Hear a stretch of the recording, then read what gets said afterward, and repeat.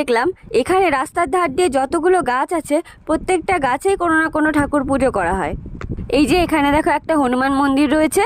এখানে পিছনের দিক দিয়ে যে ফ্যাক্টরি মতন দেখা যাচ্ছে ওটা আগে নাকি চালু ছিল, কিন্তু এখন তো সব বন্ধ হয়ে গেছে। এতটা এরিয়া পুরো জরাজীর্ণ হয়ে পড়ে রয়েছে। এগুলো দেখলে ভীষণ খারাপ লাগে, যেগুলো পড়ে আছে কিন্তু কোনো কাজ হচ্ছে না।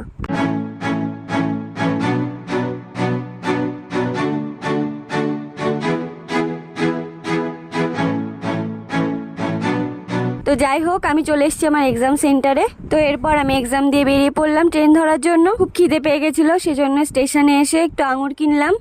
তো এরপর আমাদের ট্রেন চলে আসলো, আমরা চলে আসলাম বাড়ি এসে একটু রেস্ট নিয়ে আবার যাচ্ছি বাজারে। কেন যাচ্ছি সেটা তো দেখতেই পারবে। তো এই যে আমরা চলে এসেছি, এটা কোথায় বলো তো? হ্যাঁ, সেই ফেমাস দাদা বৌদির বিরিয়ানি। তো আমরা বিরিয়ানি কিনতেই চলে এসেছিলাম। দিনে যতটা ভিড় থাকে রাতে কিন্তু অতটা ভিড়